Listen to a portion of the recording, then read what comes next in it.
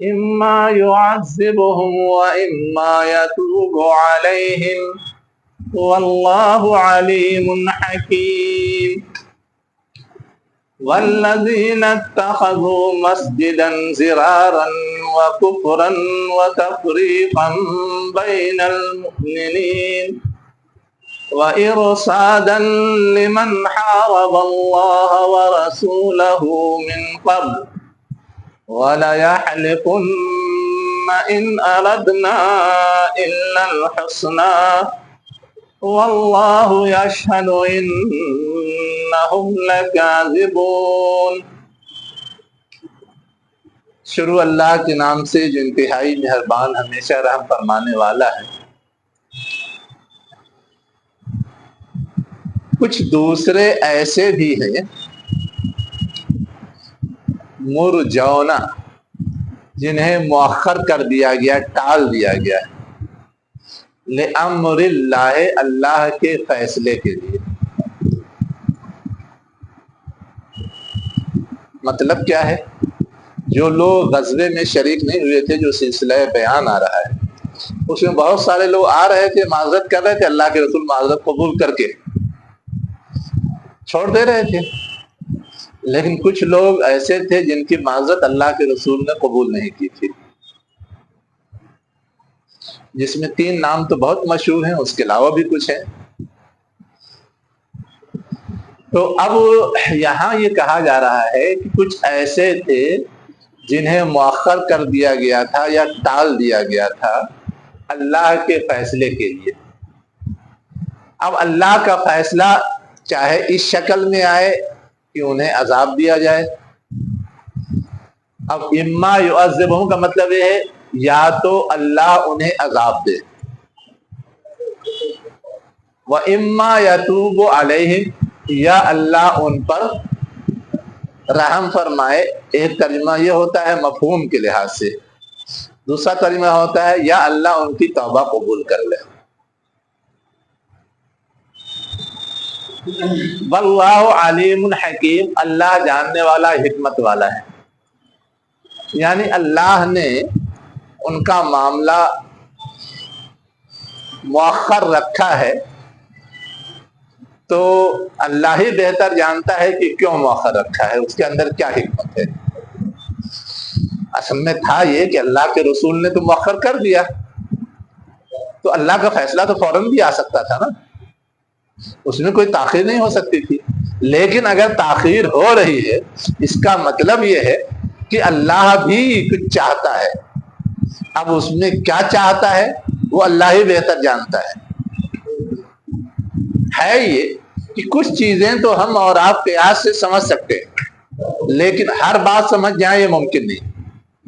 اسی طرح کبھی کبھی ایسا ہوتا ہے کہ ایک بات کی 10 حکمتیں ہوتی، اب 10 حکمت بتائی جائے تو ایک لمبی بات چل پڑتی ہے، اور اگر چھوڑ دیا جائے اپنے اپنے طور پہ لوگ قیاس کر کے بہت ساری حکمتوں کو نکال لیتے ہیں، ٹھیک ہے، کوئی فرق نہیں پڑتا اس سے۔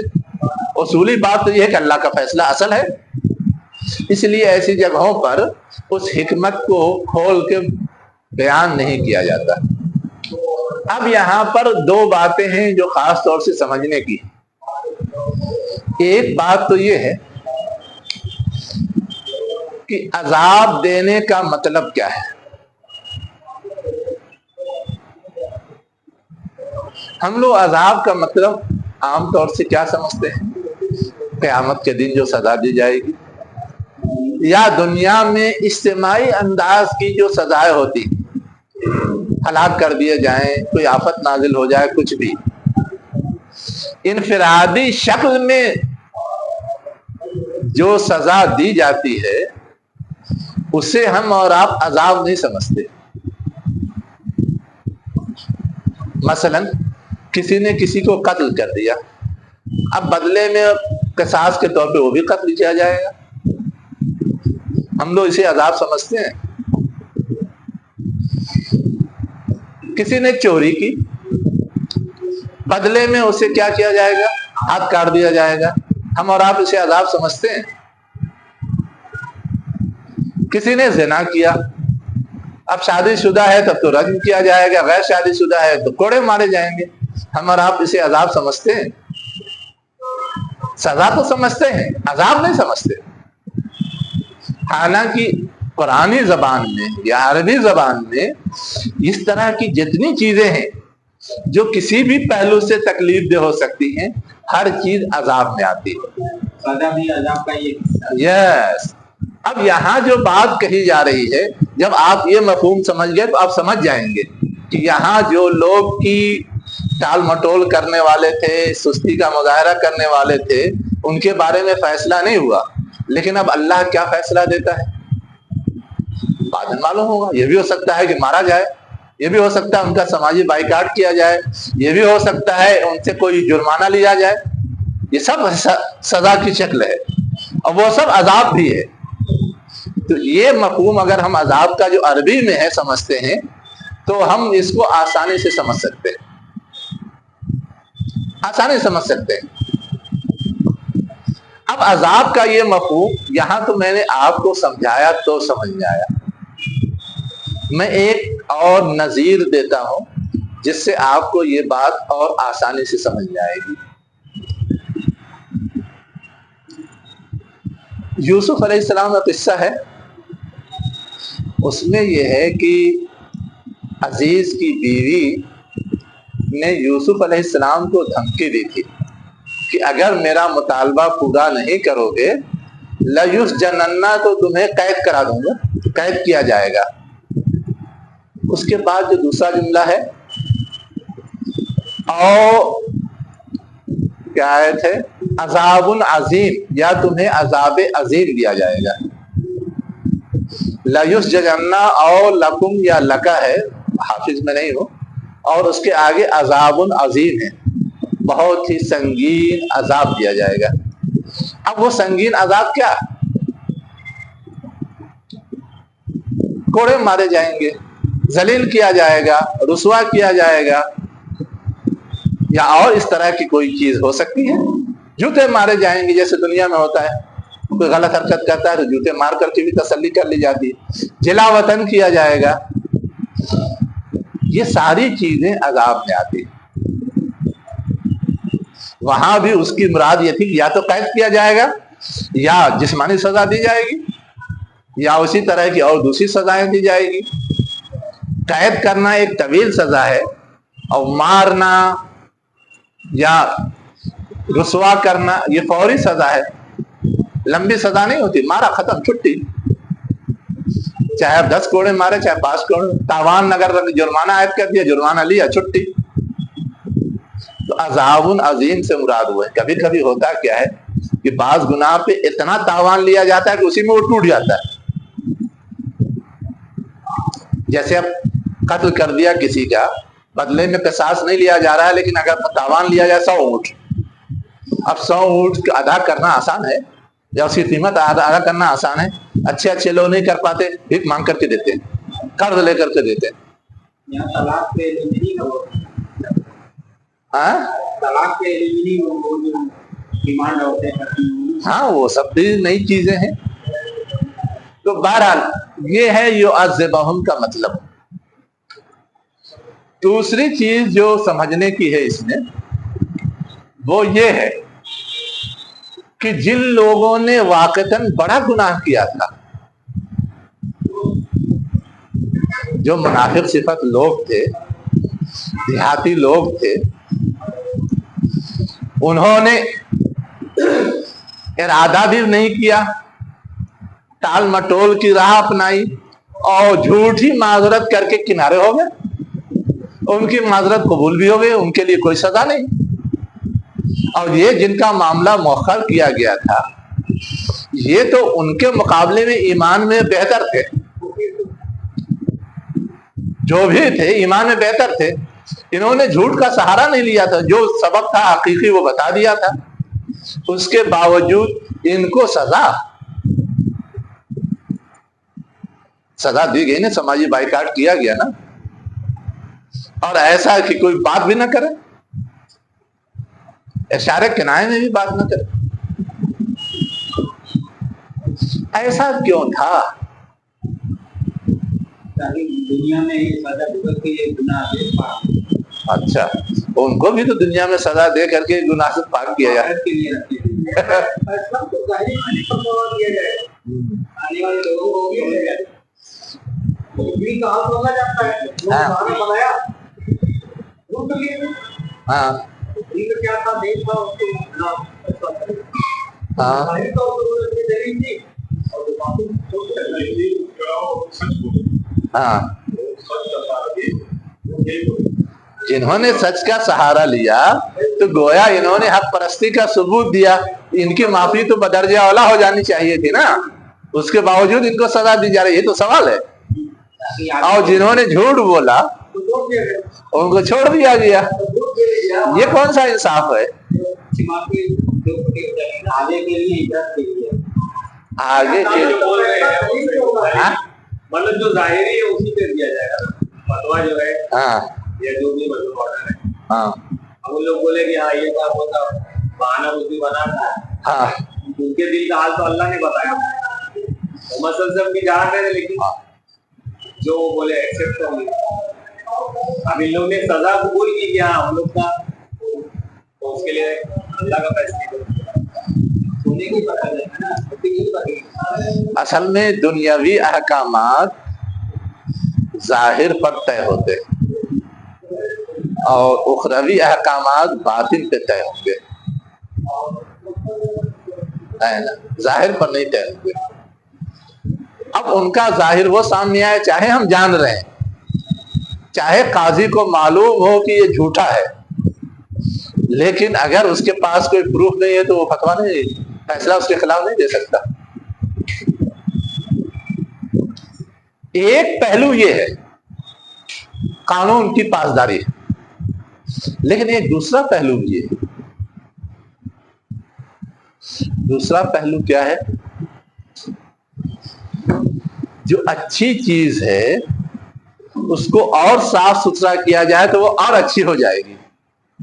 जिस सोने में थोड़ा खोट है उस खोट को निकाल दिया जाए तो वो प्योर सोना बन जाएगा।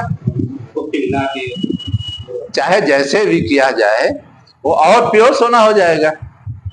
और जो 100% खोट ही खोट है उसको लाख आप पिघलाइए या प्योर बनाने की कोशिश कीजिए, वो होगा ही नहीं। मिट्टी तो सोना नहीं, मिट्टी तो सोना होगा नहीं, चांदी तो सोना बनेगा नहीं, तांबा तो सोना बनेगा नहीं।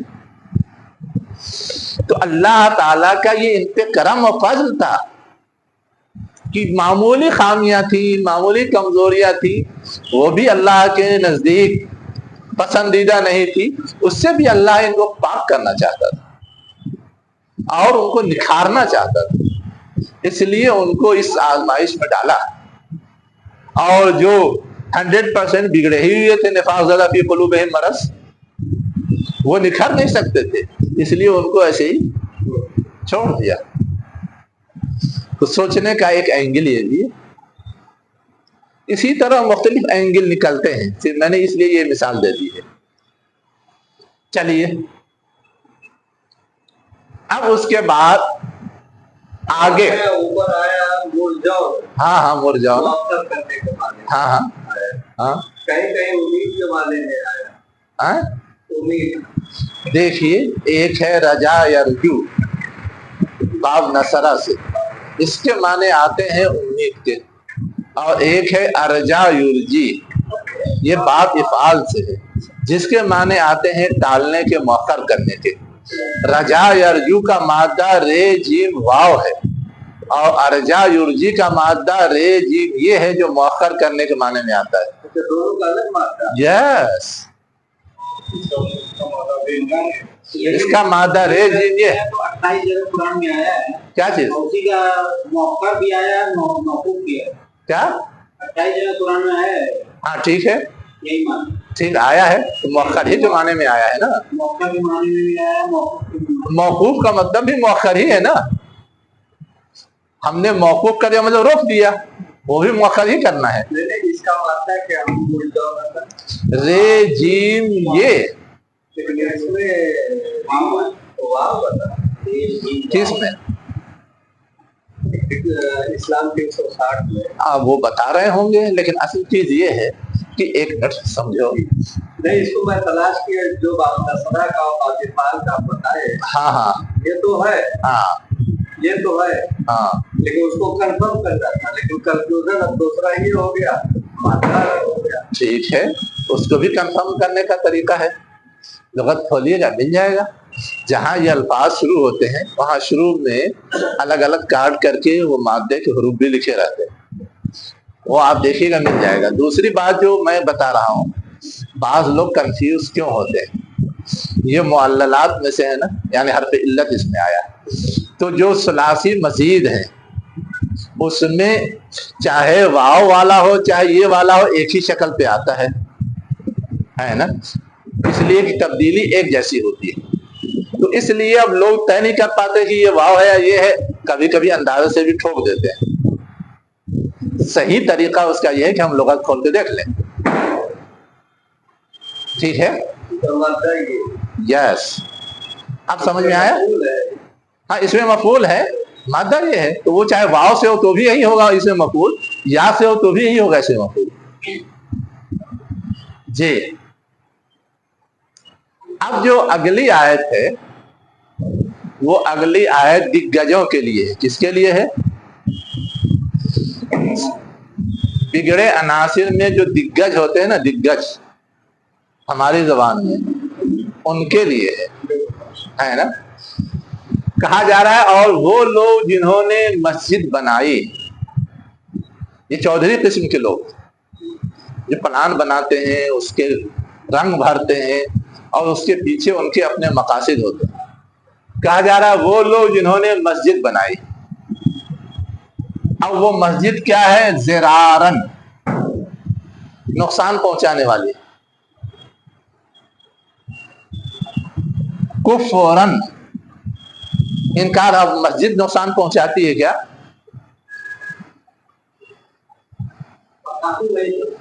کفر نقصان پہنچاتا ہے لیکن مسجد کافر نہیں ہوتی. اصل میں مسجد الگ لفظ ہے اور زرار الگ ہے. مسجد اتخذو کا مفعول ہے اور زرار علت ہے, ریزن بتانے کے لیے ہے. وہ لوگ جنہوں نے مسجد بنائی نقصان پہنچانے کے لیے, ترجمہ یہ ہوگا مسجد کی صفت نہیں ہے, یہی میں بتا رہا ہوں, علت ہے یہ اتخاذ کی. کیوں انہوں نے مسجد بنایا تھا, تعمیر کیا تھا؟ علت, ریزن, نقصان پہنچانے کے لیے ہے نا. وکفرن, اور نافرمانی کے لیے. وتفریقا بین المؤمنین, اور مومنوں کے درمیان تفریق پیدا کرنے کے لیے. وارصادا لمن حارب اللہ ورسولہ, اور کمینگاہ کے طور پہ گھاٹ میں بیٹھنے کی جگہ, رصد کہتے ہیں گھاٹ میں, مرصاد پڑھا نا, ان ربک لبالمرصاد. رصد کہتے ہیں جہاں سے اپنے شکار پہ نشانہ لگایا جائے. تو ارصاد کا مطلب یہ ہے نشانہ لگانے کے کام کے لیے. کس پر نشانہ لگانا ہے؟ لمن حارب اللہ ورسولہ, ان کی کمینگاہ کے لیے جو دشمنی کرتے ہیں اللہ اور اس کے رسول سے.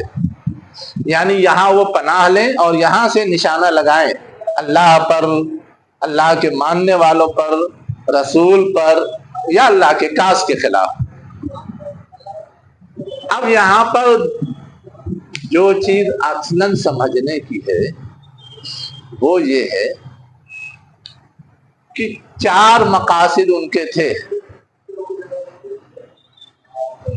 زرار, کفر, تفریق اور ارصاد. 4 مقاصد جس کے لیے انہوں نے مسجد بنائی تھی. اب یہ چاروں مقاصد ایسے ہیں جس پر ہمارے یہاں جو بہت ساری مسجدیں بنتی ہیں اس کو تولا جا سکتا ہے اور پھر طے کیا جا سکتا ہے کہ واقعتاً مخلصانہ بنی ہیں یا اس کے پیچھے کچھ گڑبڑ ہے. اس کے پیچھے کیا ہے؟ کچھ گڑبڑ ہے. مثلاً اپنے اپنے مسالک کے لحاظ سے لوگ مساجد بناتے ہیں. اپنے مسلک کو پروان چڑھانے کے لیے، اور وہاں جب خطبہ ہوتا ہے تو دوسرے مسلک پہ کیچڑ اچھالتے ہیں۔ مسجد کا تو یہ کام نہیں ہے کہ کیچڑ اچھالا جائے۔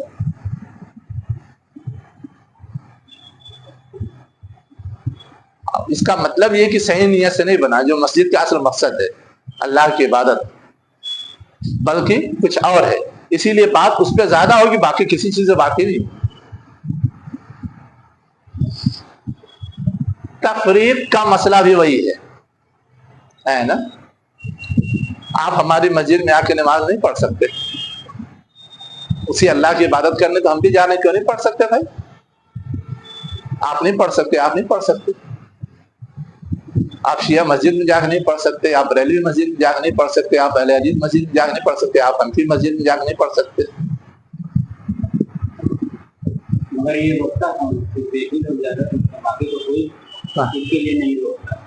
روکتا نہیں ہے، لیکن لیبل لگا کر کے سبق دیا جاتا ہے۔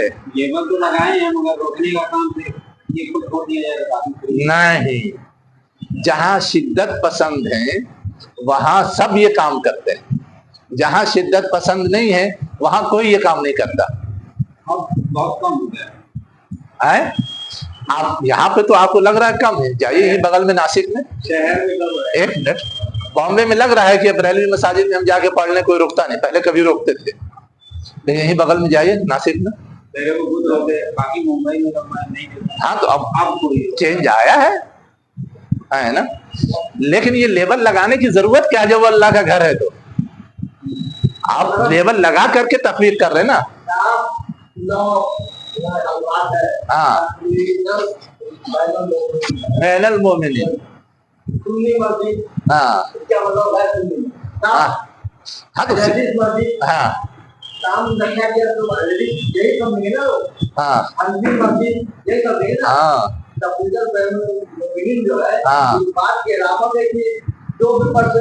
ہاں بالکل، میں یہی سمجھانا چاہ رہا تھا نا، لیبل کی ضرورت نہیں ہے، لیبل کی کوئی ضرورت نہیں۔ مولانا نام سے بھی آئیڈینٹیفائی ہوتی، مسئلہ یہ نہیں، اصل میں دیکھیے ہم کو اب وہ اوور نہیں ہونا چاہیے، ہے نا۔ ایک تو ہوتا ہے شناخت کے لیے، ہے نا، اب شناخت کے لیے ہم نام رکھتے ہیں جامع مسجد، جہاں ہم جمعہ کا اہتمام کرتے ہیں، بڑی مسجد، تو ہم نے نام اس کا جامع مسجد رکھ دیا، تو اب اس کو ہم کہیں گے کہ دیکھو اپنی الگ آئیڈینٹی بنا رہے، ظاہر ہے کہ وہ ایک ضرورت ہے اس لیے بنا رہے ہیں، بڑی مسجد کے ہاں ویسے ہاں ہاں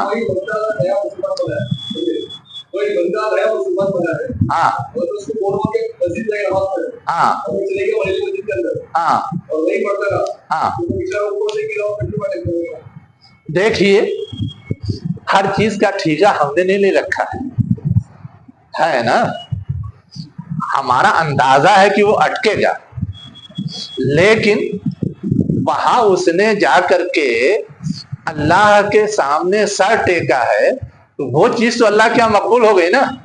اب یہ لوگ ورغلا رہے ہیں، اس ورغلانے کا اثر پڑ بھی سکتا ہے، نہیں بھی پڑ سکتا ہے، ہم پہلے سے کیوں مان لیں کہ لامحالہ پڑے گا؟ کیا مکے کے قریش کو اہل کتاب ورغلاتے نہیں تھے؟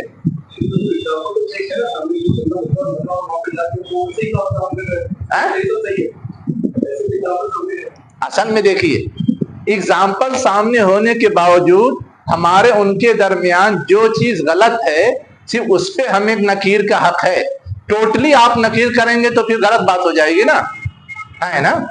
آپ کا جو طرز عمل ہے وہ یہ بتا رہا ہے کہ ہم ٹوٹلی نکیر کے جانے ہی نہ دیں۔ سوال یہ ہے کہ اگر اس کے یہاں کوئی مسجد نہیں سوائے بریلوی مسجد کے، وہاں جا کے وہ پڑھتا ہے تو کون سا جرم ہے؟ کون سا جرم ہے؟ اس لیے کہ جماعت کا ثواب باقی جو خرافات ہیں اس سے زیادہ ہے، تو ہم اس کو جماعت سے کیوں روکیں گے؟ یہ اصل سمجھنے کی چیز ہے۔ جماعت کا ثواب مل گیا تو ہمیں یہ دیکھنا چاہیے کہ فائدے اور نقصان میں بیلنس کیا ہے، فائدے اور نقصان میں بیلنس کیا ہے۔ ٹھیک ہے ہمیں صحیح کی طرف رہنمائی کرنی چاہیے، لیکن اگر کوئی آپشن نہیں ہے تو پھر ہم کیا ہر خیر سے اپنے آپ کو محروم رکھیں؟ اب ہم ایسی جگہ چلے گئے، جائیے کوکن میں ساری مساجد شافعی ہیں، اب حنفی لوگ جا کے کہیں گے کہ میں اس میں نماز پڑھوں گا، پتہ نہیں میری نماز ہوگی نہیں ہوگی، نہیں پڑھے جماعت سے نماز،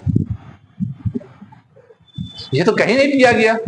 خود امام شافعی نے حنفی امام کے پیچھے نماز پڑھی ہے نا، کچھ حنفیوں نے شافعی امام کے پیچھے نماز پڑھی ہے نا، خود حنفیوں نے شیعہ امام کے پیچھے نماز پڑھی ہے نا۔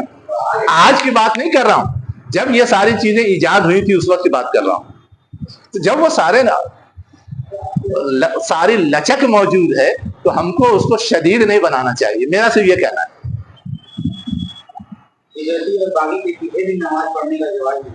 میں وہی کہہ رہا ہوں نا کہ جو لچک موجود ہے اسے ہمیں سخت نہیں کرنا چاہیے، ورنہ ہم بہت زیادہ آپس میں اتحاد اور قربت اور الفت قائم نہیں رکھ پائیں گے۔ آگے کیا کہا گیا؟ ارصادا لمن حارب اللہ ورسولہ، جن سے دشمنی ہے ان کے لیے گھات کے طور پر۔ اب اس کی تازہ ترین مثال بتاؤں،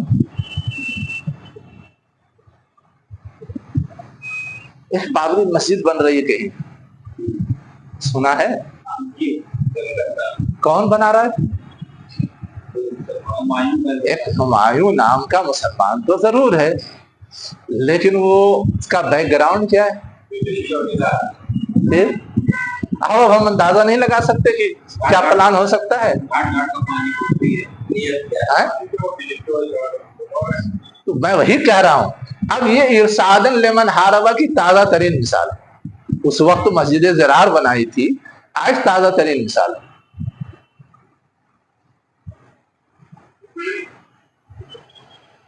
تو ان چیزوں سے سمجھا جا سکتا ہے کہ اندر جا کر کے جو نقصان پہنچانے کی شکلیں ہوتی ہیں اصلاً یہ سب وہ چور دروازے ہیں۔ اب ایک چیز رہ گئی، کفر۔ زرار سمجھ لیا، تفریق سمجھ لیا، ارشاد سمجھ لیا، اب مسجد کفر کے گھر سے کیسے بنائی جاتی؟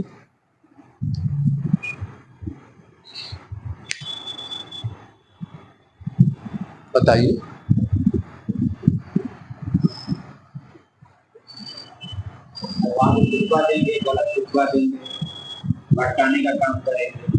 اچھا یہ بتائیے، نفاق کو قرآن میں کہیں کفر کہا گیا ہے؟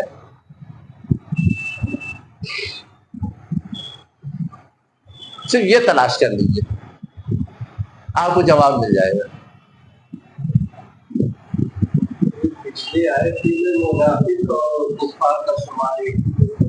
یس، جاہد الکفار والمنافقین واغلظ علیہم، ایک ساتھ۔ اصل کے اعتبار سے دونوں ایک ہے، ظاہری اعتبار سے صرف فرق ہوتا ہے۔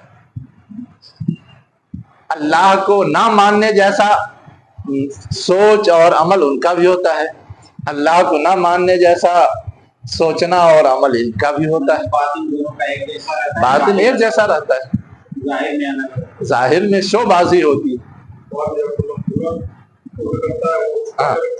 جی، تو اصل میں یہاں کفر کہنے کا مطلب کیا ہے؟ اپنے نفاق کو چھپانے کے لیے، اپنے نفاق کی خصلت کے مطابق بہت سارے مقاصد حاصل کرنے کے لیے یہ الگ سے مسجد بنا رہے ہیں۔ ٹھیک ہے،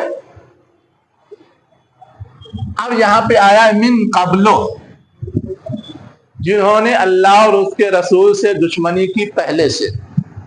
اب پہلے سے کون دشمن تھے؟ پہلے سے دشمن تو مشرکین تھے، یہود ہیں، اور چار قدم آگے چلے جائیں جو بیک گراؤنڈ ہے تو اس میں عیسائی بھی آ جاتے ہیں۔ کیسے؟ اصلاً یہ آئیڈیا دیا تھا کس نے؟ میں نے بتایا تھا ابو عامر راہب، جو مرتد ہوا تھا، پہلے मुशरिकीन मक्का से जाके मिला और उनको उभारता था, बाद में अहले किताब से भी मिला, उनको भी उभारता था। और जब देखा कि इन दोनों जगह तब्दीली आ रही है और इन दोनों के लिए अब खुद जाए पनाह नहीं है, तो मुझे कहाँ से पनाह मिलेगी, तो भाग करके गया था रोम, ईसाई बादशाह के पास, और कह के गया था कि मस्जिद बनाओ, यहाँ हथियार जमा करो, मैं वहां से उनके जरिए फौज भिजवाऊंगा और फिर इन सबका काम तमाम करना है। तो अब ये सारा सिनारियो अगर सामने रखें तो फिर समझ में आ जाएगा। सब दुश्मन थे ना। ग़ज़वा तबूक किससे लड़ी गई थी?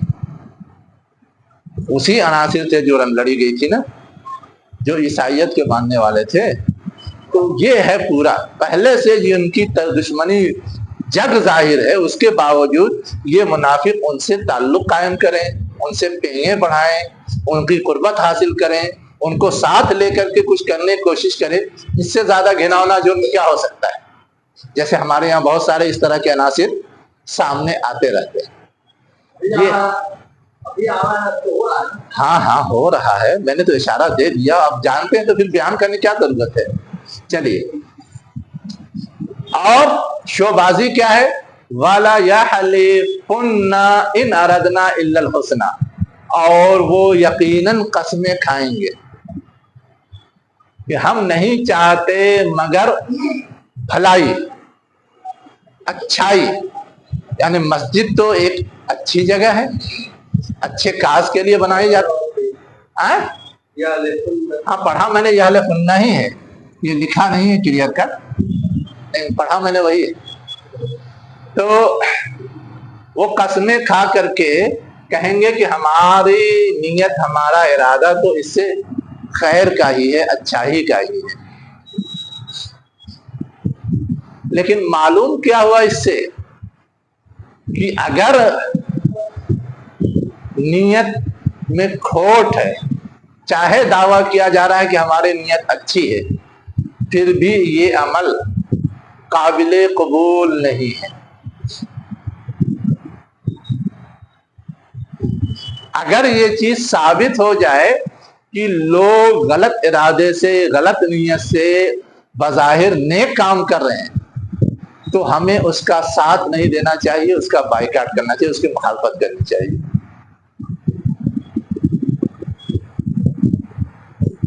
होता क्या है, मस्जिद में नमाज पढ़ रहे हैं, किसी बात पे झगड़ा हो गया, अच्छा महू जातू मस्जिद बनाए, और फिर एक नई मस्जिद खड़ी कर देंगे। देहात में जो मसाजिद तामीर हुई है, हाँ, अक्सर मसाजिद ऐसे बास जगहों पे ऐसा है, हर जगह ऐसा नहीं है। जरूरतें भी होती हैं, आबादी बढ़ जाती है, तो है जहां ऐसा हो वहां ये हुक्म आप लगा दीजिए। जहां ऐसा नहीं हो, वहां अगर दूसरे असबाब से ये हो रहा है, तो उसको आप थोड़ा ये कह सकते हैं कि हाँ इसी वजह से हुआ है। सिर्फ समझने की जरूरत है कि हम ये देखें कि कोई भी कदम उठाया जा रहा है, उसके पीछे मुहर्रिकात क्या है। अगर मुहर्रिकात अच्छे हैं तो बिल्कुल उनका ताउन होना चाहिए, और अगर मुहर्रिकात गलत हैं तो हमें उससे किनारा कश रहना चाहिए, और जरूरत पड़ने पर उसकी मुखालफत भी करनी चाहिए। यह है, आखिर अल्लाह ताला ने रसूल के जरिए इसको आग लगवा दी, मिसमार करा दिया। ये भी तो हो सकता था कि बन गई है तो चलो अच्छी ही चीज है, काम देगी, रहने दो, सोचने का ये भी तो अंदाज हो सकता है। लेकिन ये अंदाज नहीं अपनाया गया, यही समझाने के लिए कि हल्की सी गुंजाइश मिलेगी, थोड़ा सा चांस मिलेगा, तो वही बड़ा फोड़ा बन जाएगा, वही कैंसर बन जाएगा, वही दर्द सर और फितना बन जाएगा। इसलिए उसको पनपने ही नहीं देना चाहिए। ये असल बात है समझने की। अल्लाह ताला ने इसीलिए आगे खोल दिया, वल्लाहु यशहदु इन्नहुम लकाज़िबून, कि वो कह रहे हैं कि हमने अच्छी नीयत से बनाया है, अल्लाह गवाही देता है कि झूठ बोल रहे हैं। उनकी बात मानने की जरूरत नहीं, तस्लीम करने की जरूरत नहीं। अल्लाह से बाखबर, अल्लाह से ज्यादा बाखबर कोई नहीं। اب یہاں تو اللہ نے گواہی دے دی، ہمارے یہاں بھی اگر اس طرح کی کوئی بات آتی تو پختہ ثبوت ہو تو ایسا کرنا چاہیے، پختہ ثبوت نہیں ہو تو پھر نہیں کرنا چاہیے۔ یہ ایک خاص بات ہے جس کا لحاظ رکھنا ضروری ہے۔ اب آگے کیا کہا گیا؟ لا تقم فیہ ابدا، حضور کو حکم دیا گیا کہ آپ اس میں کبھی بھی قیام نہ کریں۔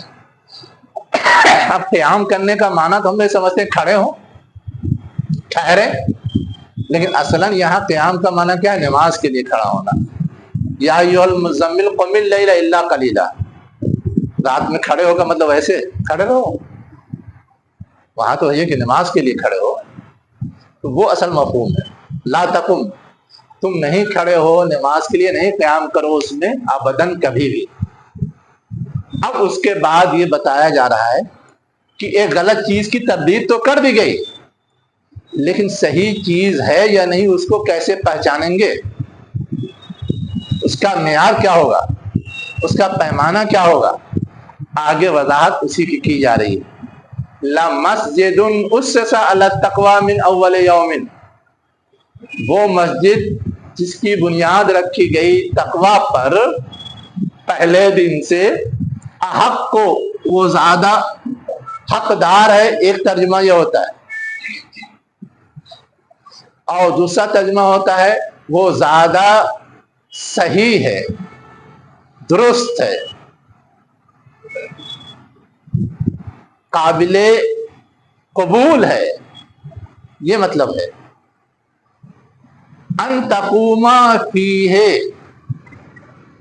کہ تم اس میں قیام کرو، یعنی نماز کے لیے کھڑے ہو، وہاں نماز پڑھو۔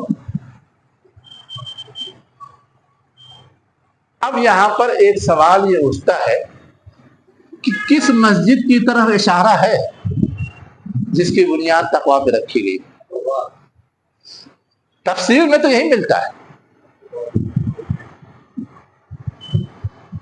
لیکن اگر کوئی دعویٰ کر دے کہ مسجد نبوی بھی تو ہو سکتی ہے، اس کی بنیاد تقویٰ پہ نہیں رکھی گئی تھی کیا؟ اس کی بنیاد بھی تو اللہ کے رسول ہی نے رکھی تھی، اور اس کی اہمیت قباء سے زیادہ ہے۔ جو 3 مساجد ہیں، من اول یومن ہے، تو اس اول یومن کا تعلق کس سے ہے؟ تاسیس سے ہے یا تقویٰ سے ہے؟ پہلے یہ طے کر لیجیے، ابھی سمجھ میں آ جائے گا۔ تقویٰ سے ہے تو تقویٰ سے تو دونوں سے ہو سکتا ہے، مطلب مسجد نبوی بھی پہلے دن ہی سے تقویٰ کی بیس پہ تعمیر کی گئی، مسجد قباء بھی پہلے ہی دن سے تقویٰ کی بیس پہ قائم کی گئی، دونوں سے ہو سکتا ہے۔ اور اگر آپ مراد لیتے ہیں اس سے تاسیس سے، تو اب تاسیس سے مراد لینے کا مطلب کیا ہوگا؟ تاسیس سے مراد لینے کا مطلب یہ کہ پہلے کس کی بنیاد رکھی گئی۔ اگر آپ یہ لیتے ہیں کہ پہلے کس کی بنیاد رکھی گئی، تو یہ ایک سوال پہلے غور کرنا پڑے گا کہ کہاں پر، مکہ میں کہ مدینہ میں کہ قباء کے علاقے میں؟ مکہ میں لیں گے تو کھانے کعبہ ہوگا، مکہ میں لیں گے تو خانہ کعبہ ہو جائے گا، مدینہ میں لیں گے تو مسجد نبوی ہو جائے گا، قباء میں لیں گے تب مسجد قباء ہوگا۔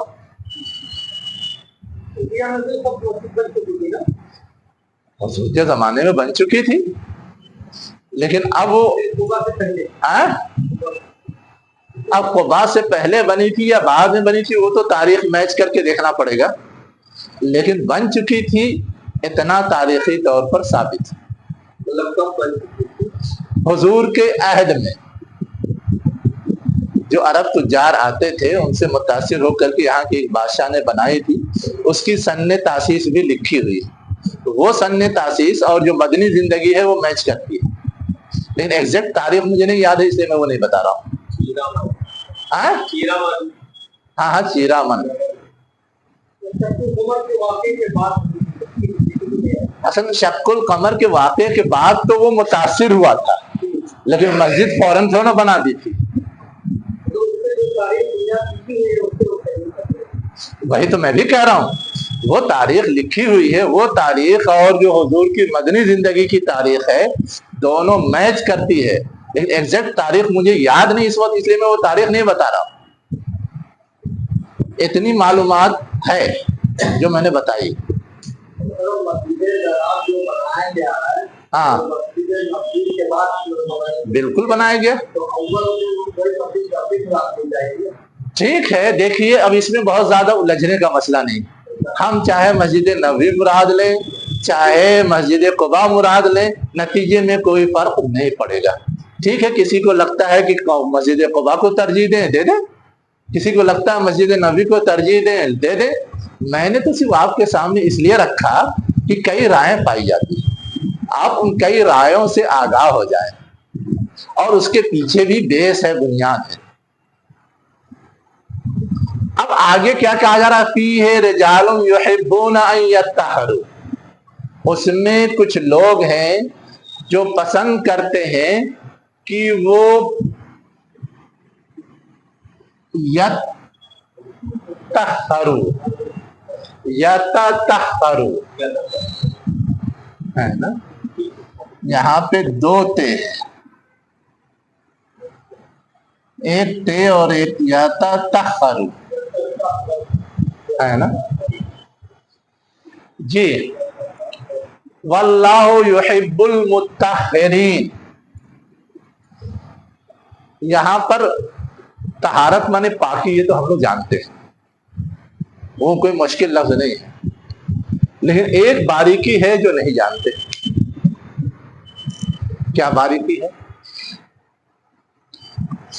ایک تو ہے عام پاکی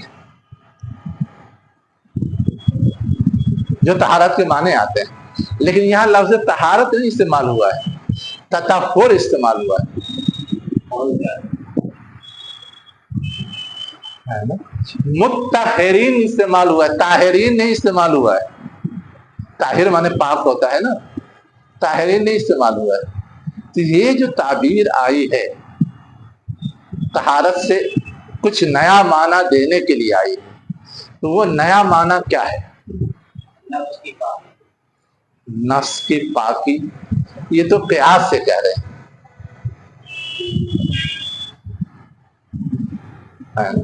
حالانکہ نفس کی پاکی کے لیے عموماً قرآن میں تزکیہ لفظ آتا ہے، اور جو ظاہری پاکی اس کے لیے طہارت لفظ آتا ہے۔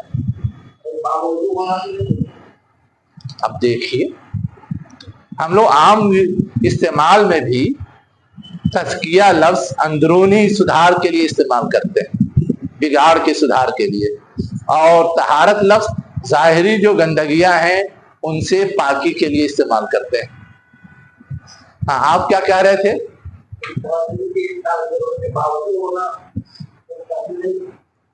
باوضو ہونا اچھی چیز ہے، لیکن وہ تو طہارت میں شامل ہے۔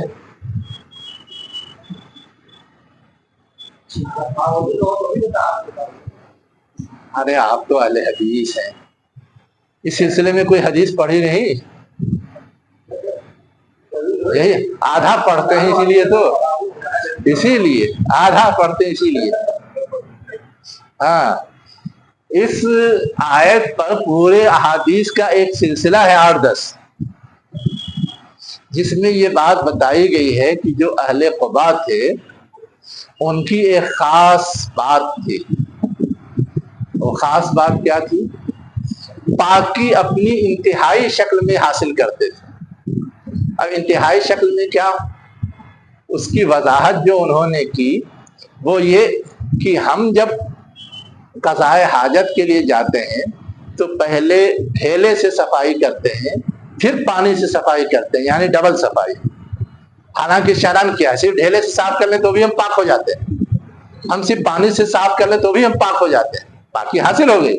لیکن ہم نے دونوں کو جوڑ دیا، دونوں کا اہتمام کیا، تو یہ چیز گویا انتہائی حد تک پاکی حاصل کرنے کی دلیل یا اس کا پروف ہے، اس کی غماز ہے۔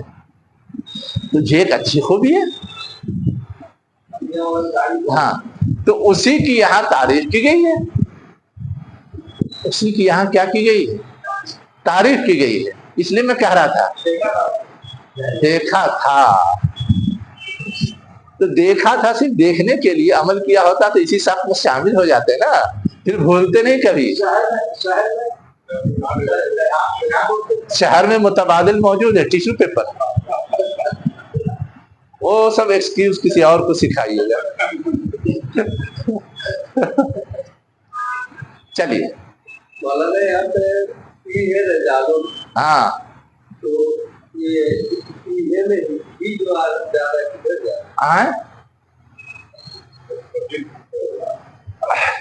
جہاں وہ مسجد قائم کی گئی ہے،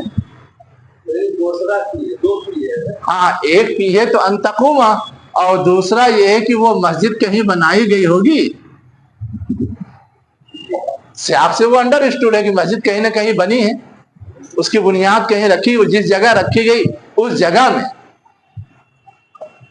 یعنی دونوں مسجد کی طرف جا رہا ہے۔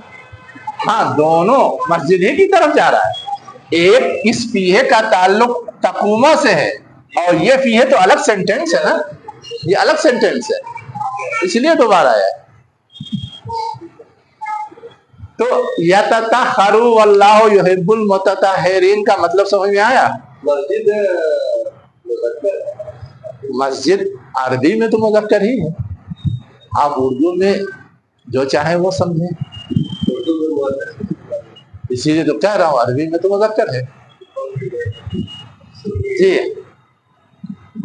اب آگے ایک دوسری چیز کی طرف اشارہ کیا جا رہا ہے، افمن اسس بنیانہ علی تقوی من اللہ ورضوان خیر ام من اسس بنیانہ علی شفا جرف نار فانہار بہ فی نار جہنم واللہ لا یہدی القوم الظالمین۔ پس کیا جس نے بنیاد رکھی اپنے تعمیر کی، یا اس کے تعمیر کی، مسجد کے تعمیر کی، علی تقوی، تقوی کی بنیاد پر، کس سے تقوی؟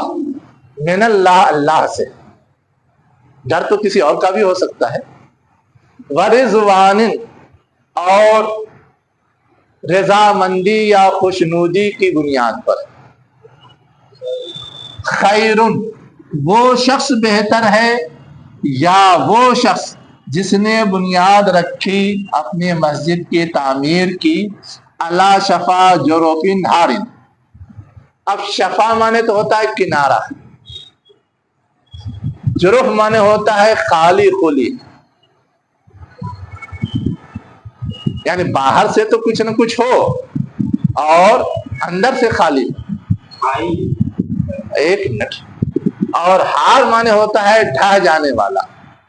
اصل میں جو دریا ہوتی ہیں یا نہریں ہوتی ہیں وہ بہتی ہیں تو ان کے کنارے جو مٹی ہوتی ہے اس مٹی کو وہ کاٹتی ہے، اب کاٹتی ہے تو جہاں وہ بہ رہا ہے اس کے نیچے کی مٹی تو وہ کاٹ پاتی ہے، اوپر جو ہے وہ تھوڑا سا رہ جاتا ہے نا، تو وہ جو اوپر رہ جاتا ہے اسی کو جرف بولتے ہیں، یعنی اوپر تو ہے مٹی اور نیچے گیپ ہو گیا، نیچے خلا ہو گیا، اور کچھ دیر تک تو وہ ٹکا رہتا ہے لیکن وہ کمزور ہوتا ہے، کچھ دیر کے بعد، تھوڑے وقفے کے بعد وہ ڈھہ جاتا ہے، کبھی تیز لہر آ جائے، کبھی اوپر سے کوئی دباؤ پڑ جائے، ڈھہ جاتا ہے، اسی کو کہا گیا ہاری، ڈھہ جانے والا۔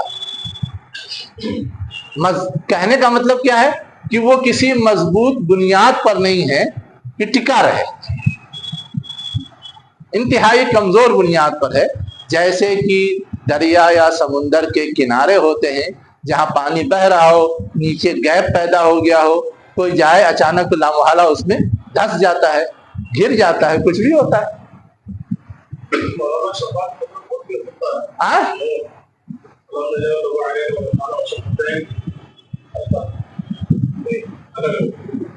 اصل میں شفا کا مطلب تو کنارہ ہے، اور یہ ہونٹ بھی کنارے جیسا اس لیے اس کو شفا کہتے ہیں، لیکن اب شفا کا مطلب یہاں پہ ہونٹ نہیں لے سکتے، ہے نا، شفتن مانے ہونٹ ہوتا ہے اور وہ مانوی قربت ہے اوریجن کے اعتبار سے، لیکن وہ ہمارے منہ کا کنارہ ہے جس کو ہم ہونٹ کہتے ہیں، اور یہ جو ہے دریا اور نہر کا کنارہ ہے، تو دونوں دو الگ الگ چیزیں ہیں۔ فنہارا بہی یعنی اس نے بنیاد رکھی ڈھہ جانے والے خالی کنارے پر، پس وہ ڈھہ گیا، پس وہ کیا ہو گیا؟ ڈھہ گیا، بہی اس کے ساتھ، یعنی جو کچھ اس نے تعمیر کیا، جو کچھ وہاں بنانا چاہا اس کے ساتھ۔ اب کہاں ڈھا جائے گا؟ فی نار جہنم، جہنم میں، یعنی یہ کہ دنیا میں وہ بظاہر تو باقی رہے گا لیکن بنیاد کمزور ہے تو اس کی بنیاد تو اسے کوئی ثواب نہیں ملے گا، بالآخر وہ جہنم رسید ہوگا، یہ کہنے کا مطلب ہے۔ واللہ لا یہدی القوم الظالمین، اور اللہ ظالم قوم کو ہدایت نہیں دیتا۔ اب ظالم سے مراد کیا؟ مشرک۔ ظلم کو، شرک کو ظلم کہا گیا ہے، تو اسی کی طرف اشارہ ہے کہ جو لوگ اللہ کی رضا کے لیے مسجد نہیں بنائیں گے، کسی اور کی رضا کے لیے بنائیں گے، تو گویا وہ مقصد ہو گیا نا، اور یہ سب ریاکاری کے دائرے میں آ جاتا ہے، اور ریاکاری تو شرک ہے، وہ اصل بات ہے۔ اب آگے ایک چیز کی طرف اور اشارہ کیا جا رہا ہے، لا یزال بنیانہم،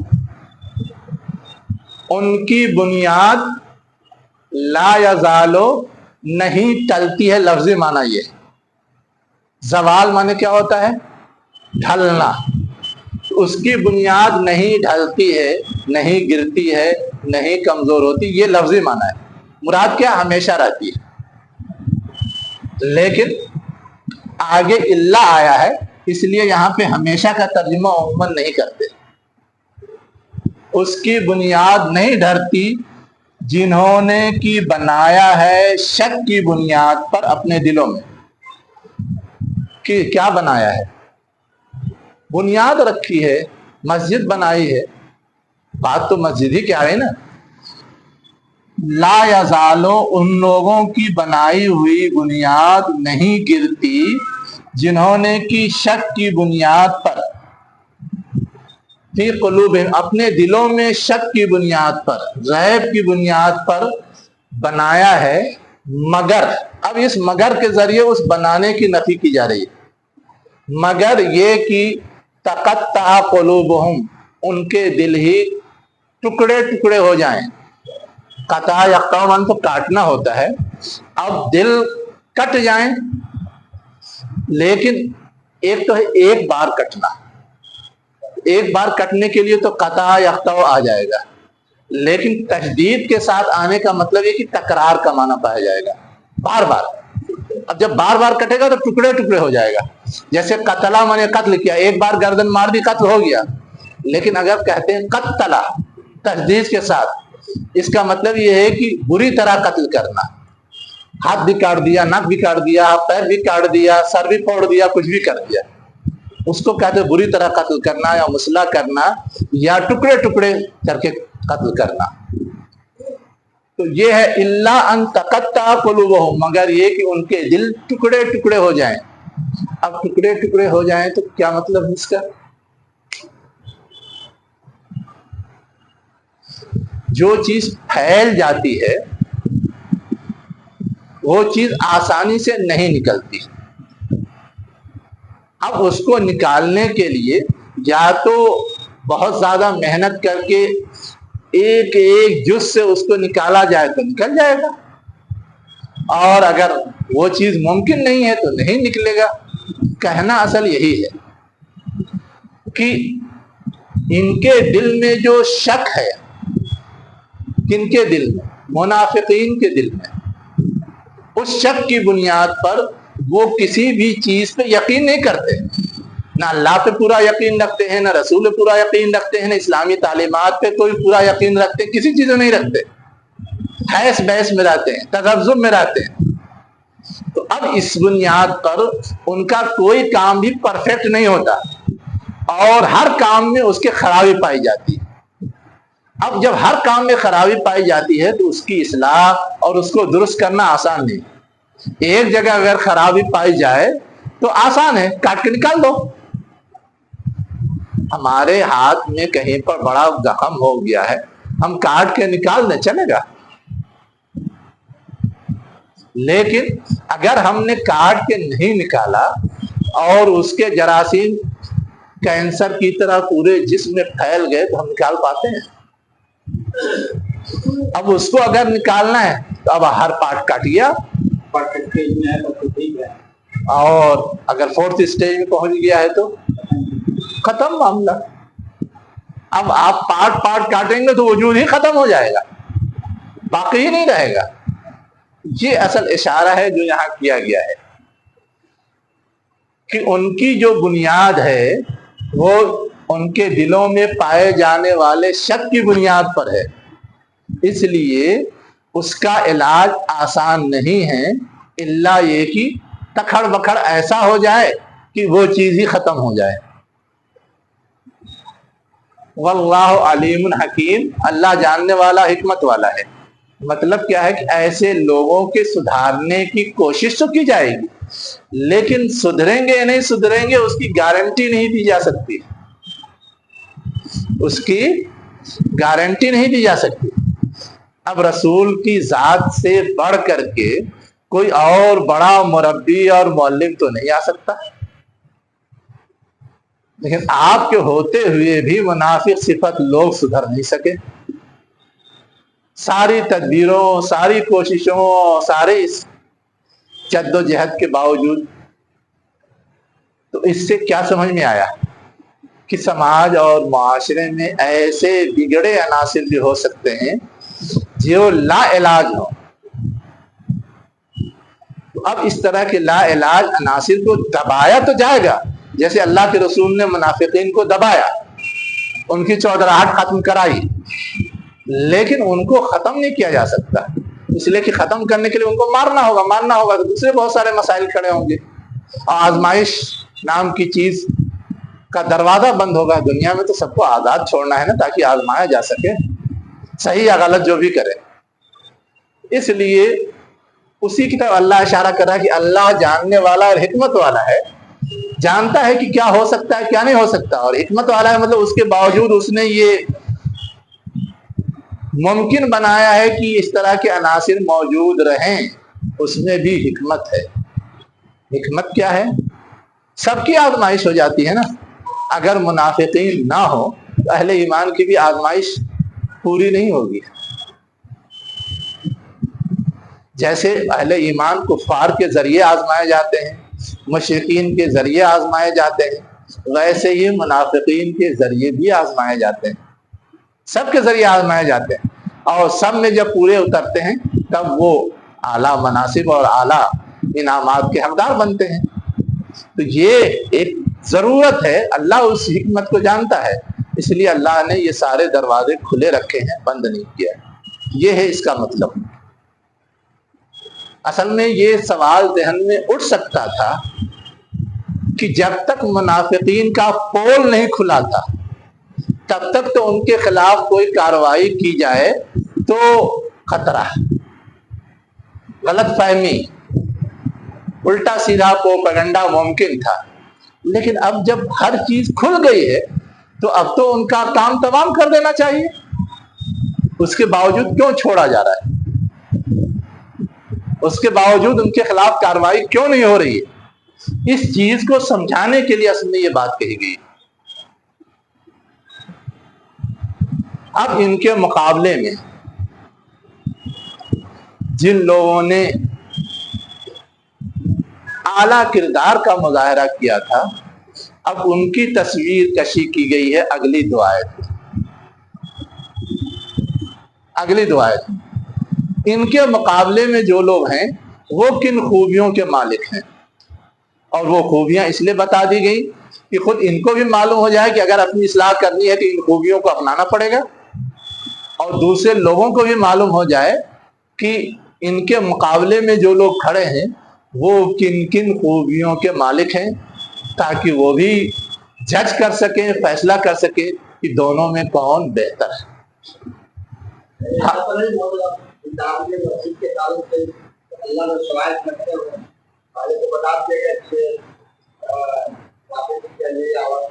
ہاں ہاں ہاں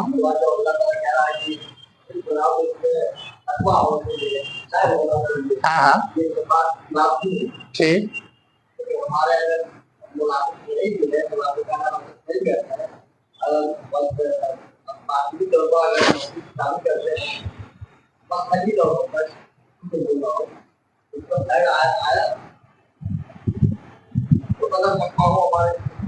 اصل میں دیکھیے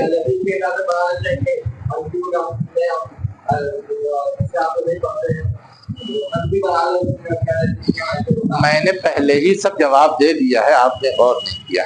میں نے کیا کہا تھا؟ میں نے یہ کہا تھا کہ اگر پختہ ثبوت ہے غلط منصوبہ بندی یا سازش یا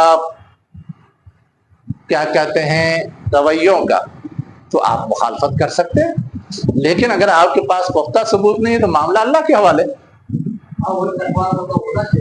تو میں نے تو وہ سب بات پہلے بتا دی تھی۔ چلیے، تو اگلی آیت میں جو بات بتائی جا رہی ہے، ان اللہ اشتری من المؤمنین انفسہم، اللہ تعالیٰ نے مومنین سے ان کی جانوں کو خرید لیا ہے، وَأَمْوَالَهُمْ، اور مومنین سے ان کے مالوں کو بھی خرید لیا ہے۔ تو مال خریدا جاتا ہے یا مال سے خریدا جاتا ہے؟ کیا ہوتا ہے؟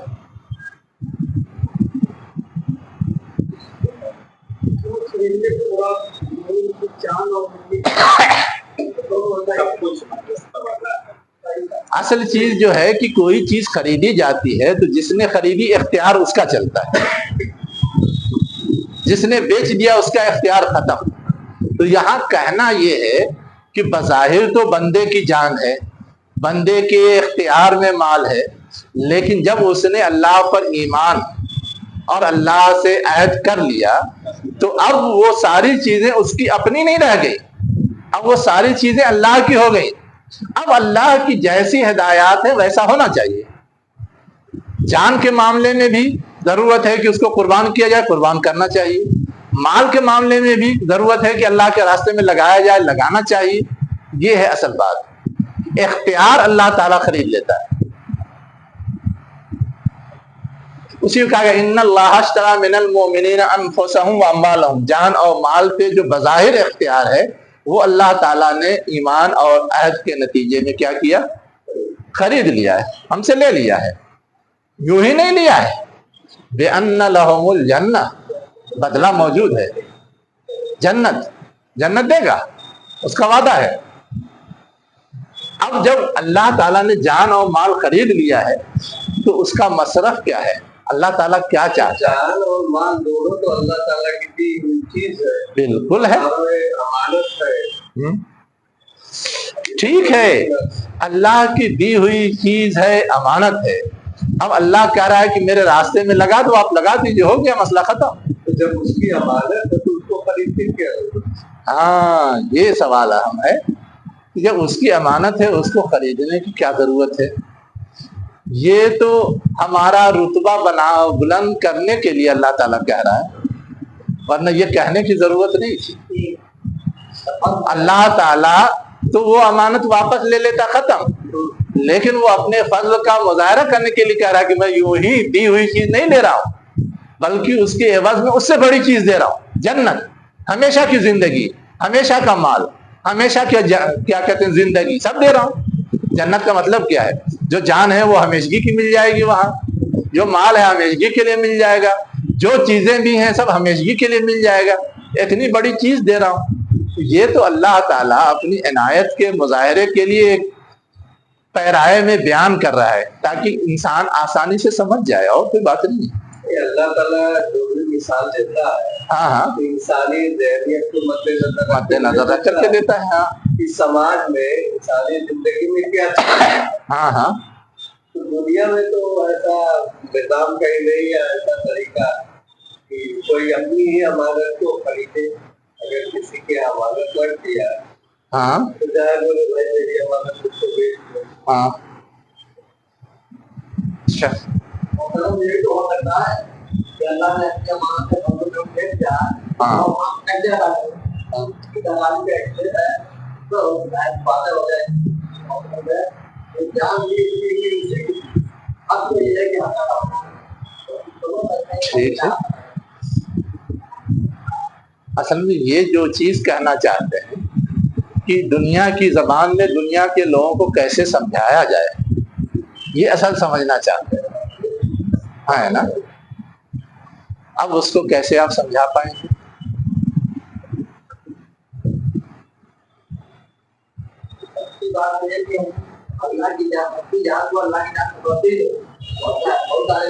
ہم نہیں سمجھتے، لیکن کب جب ایمان لے آتے ہیں تب اس سے پہلے تو ہم اپنی ہی سمجھتے ہیں. اس سے پہلے تو ہم قبضے میں بھی آپ کے نہیں. جب اللہ تعالیٰ چاہے روح قبض کر لے، آپ کے قبضے میں کیا ہے؟ جب اللہ تعالیٰ چاہے آپ پہ آفت بھیج دے، آپ کا مال ضائع ہو جائے. ہاں، ہمارے پاس ہے ہماری تسلی کے لیے. جب تک اللہ تعالیٰ کی ڈھیل ہے ہم استعمال کر لیں. جب تک اللہ تعالیٰ کی جب اللہ تعالیٰ کی ڈھیل ختم ہو جائے گی ہم نہیں استعمال کر سکتے، ہم نہیں استعمال کر سکتے. تو یہاں اصل میں دیکھیے ان کا جو سوال تھا وہ صرف یہ تھا کہ اللہ تعالیٰ نے یہ پیرایہ بیان کیوں اختیار کیا، اس کی کیا افادیت ہے، اس کی کیا حکمت ہے، یہ سمجھنا چاہتے ہیں تاکہ ہم لوگوں کو سمجھا سکیں کہ اللہ اپنی دی ہوئی چیز لے رہا ہے، کارا خرید لیا.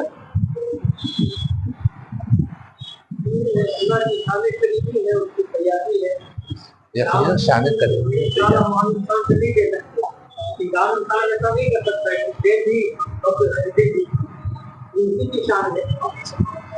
چلیے بھول جائیے وہ سب.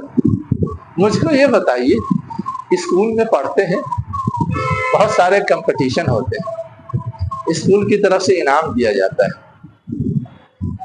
وہ انعام اسکول والے اپنی طرف سے دیتے ہیں یا آپ ہی سے جو لیا اسی میں سے دیتے ہیں؟ پھر بھی یہ ہے کہ آپ پہ احسان کر رہے ہیں.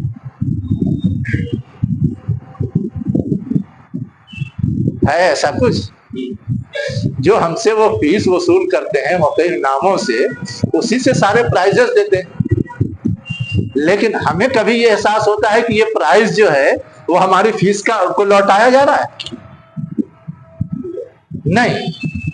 اصلاً اس کی حیثیت یہ ہے کہ ہم آپ کو دیتے یا نہ دیتے وہ ہمارا حق تھا، لیکن ہم لینے کے باوجود آپ کو ہم تعلیم دے چکے، آپ کا بدل ہو گیا، آپ کو ہم نے پڑھایا سکھایا، آپ کو بدل مل گیا. اب ہم کمپٹیشن کرا کر کے ایک ایکسٹرا چیز آپ کو دے رہے ہیں جو تدریس، تعلیم، تربیت کے علاوہ ہے. اب یہ چیز گویا ایک طرح سے آپ پر ہمارا احسان ہے نا، آپ پر ہمارا انعام ہے، آپ پر ہماری بخشش ہے.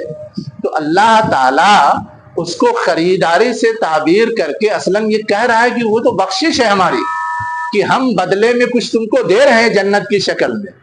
ورنہ اگر ہم ایسا نہ کرتے تو بھی کوئی حرج نہیں تھا.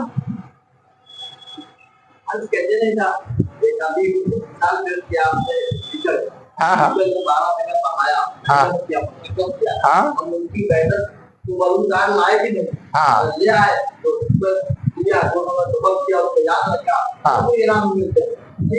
نہیں، اگر وہ انعام نہ دیا جائے تو آپ تو کوئی بلیم نہیں کر سکتے نا، آپ کو تو بدل مل گیا، پڑھا دیا، ختم.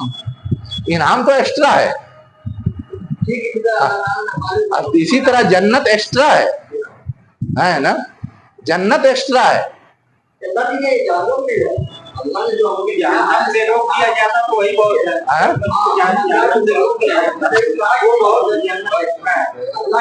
ارے جہنم سے روک دیا جاتا وہ بہت ہے، لیکن اس سے بڑی چیز کا جب ذکر ہو گیا تو روک دینا تو آٹومیٹک ہے.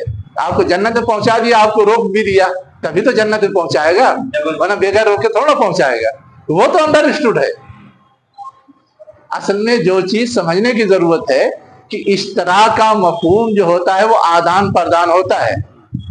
آدان پردان میں بدلے کی ذہنیت کام کرتی ہے، کچھ دو کچھ لو، یہ ذہنیت کام کرتی ہے. انسان چونکہ اس کا عادی ہے، اس لیے اس عادی پیرائے میں ان کو یہ بات بتائی گئی، لیکن یہ بات 100% اس عادت کے مطابق نہیں ہے، بلکہ اس سے اوپر ہے، اس سے اوپر ہے۔ اس سے اوپر کیسے ہے کہ جو چیز بدلے میں دے رہا ہے وہ اس کے برابر کا نہیں، اس سے اونچا ہے۔ ہماری جان لے رہا ہے وہ فانی ہے، ہمارا مال لے رہا ہے وہ فانی ہے، اور جنت جو ہے لا فانی ہے، تو برابر کا بدلہ نہیں ہے۔ اب ہم برابر کی قیمت دے کر کے کچھ ایکسٹرا اگر دے رہے ہیں تو چاہے لین دین ہو رہا ہے، لیکن ہم ایکسٹرا دے رہے ہیں یا زیادہ دے رہے ہیں تو وہ تو ہمارا کرم ہی مانا جاتا ہے نا، ہمارا فضل ہی مانا جاتا ہے۔ یہ اصل سمجھنے کی چیز۔ چلیے یہاں یہ جو چیز آگے بتائی جا رہی ہے کہ جب اللہ نے خرید لیا تو اللہ کے راستے میں قتال میں جان کھپانی ہے، چاہے مال کھپانی ہے، چاہے محنت کر کے دوسروں کو مارے، چاہے خود مر جائیں۔ اب اس میں کہیں کوئی تکلف نہیں ہونا چاہیے، کہیں کوئی ہچکچاہٹ نہیں ہونی چاہیے۔ منافقین تو ہچکچاہٹ ہی کا مظاہرہ کر رہے تھے نا، کمزور ایمان والے سستی ہی کا مظاہرہ کر رہے تھے نا۔ یہ چیز صحیح نہیں۔ تو جو پکے سچے ایمان والے ہوتے وہ ہچکچاہٹ کا مظاہرہ نہیں کرتے، وہ بے خطر کود پڑتے ہیں آگ میں۔